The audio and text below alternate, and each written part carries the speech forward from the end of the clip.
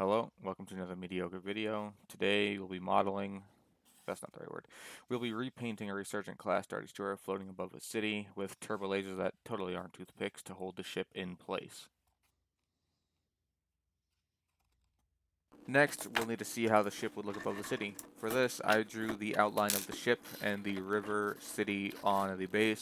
This would come back to haunt me, as you'll see later. It's not pretty. First step to any diorama is making the base. In this case, I used insulation foam of some brand that I cannot remember. I cut it down to the size I wanted, didn't take measurements because I am high-key incapable of higher thought processes.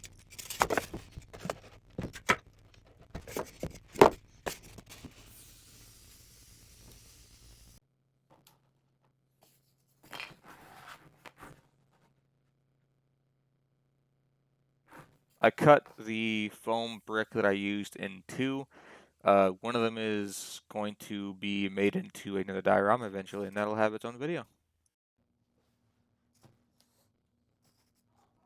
I did a major dum-dum, and I completely forgot about the fact that I had already written the schematics on one of the other pieces, so I had to rewrite them.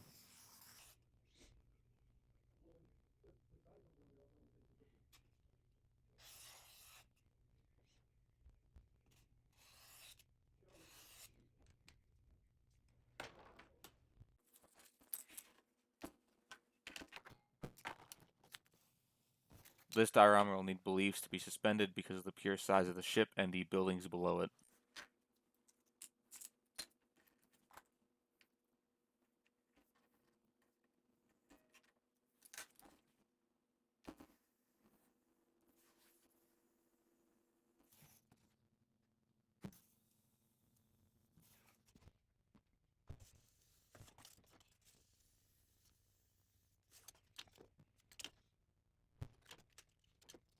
I didn't like how the buildings were sticking to each other when I cut them with the hot wire knife, so I decided to ditch the hot wire knife and just use the X-Acto instead.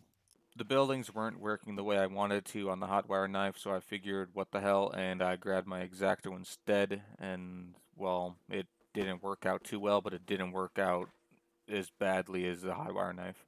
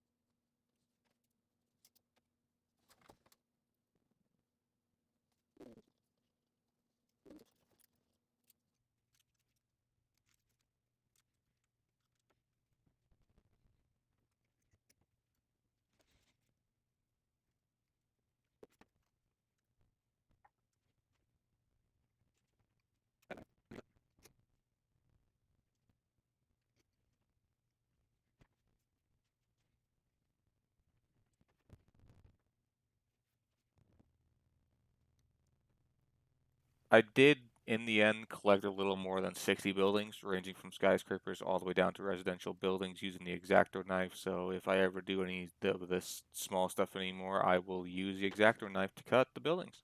The base needs to look like a planet, so we coated it in burnt umber for the dirt color. I was going to add spring green, but it congealed inside the bottle somehow and turned into some kind of extra bright green diarrhea, which is not nice.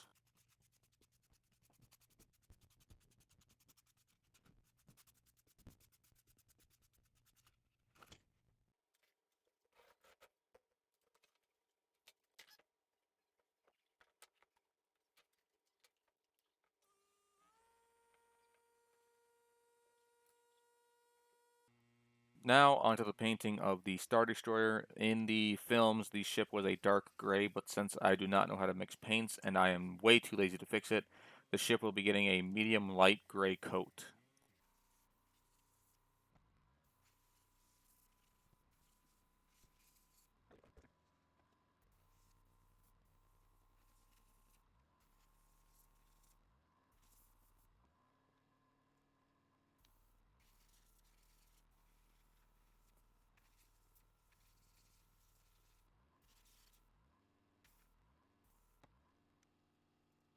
After the painting of the Star Destroyer, we turn our attention to the base. We will be painting it in a little bit lighter gray than the ship. Uh, we'll be simulating a kind of concrete type color because it is supposed to be a city.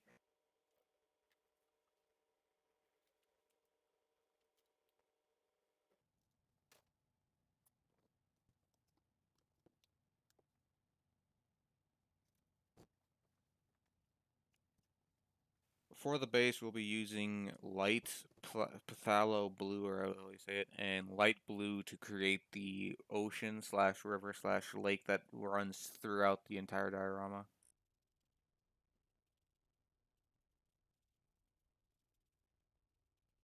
I figure since I can't do any grass patches and forests and stuff like that, that I would instead do interstates, highways, so on and so forth, and paint rivers going spreading across from the actual main river.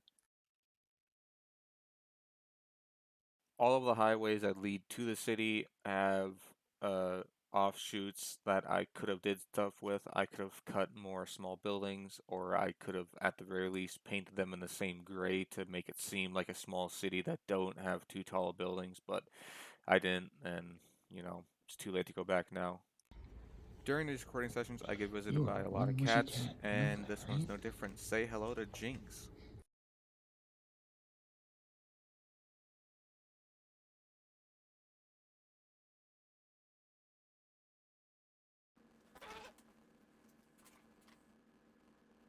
In order to make the illusion that the ship is floating, I decided to take some toothpicks and paint them in real red and glue the ship to the toothpicks.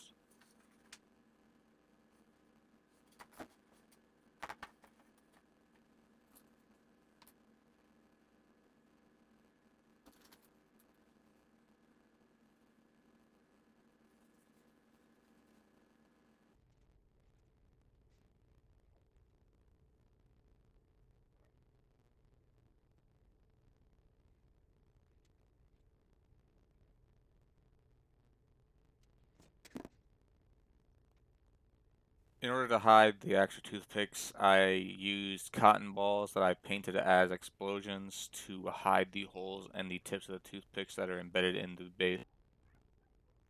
This scene marks the end of the build. I painted the sides of the base black after I finished recording, but I forgot to record it.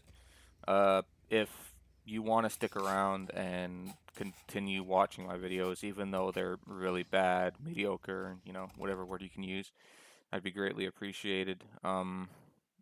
Expect more dioramas in the future of varying sizes and scales. Probably going to stick to 6mm, however, and if you enjoy this kind of content, you know, subscribe, I guess. It's free and you can always unsubscribe later.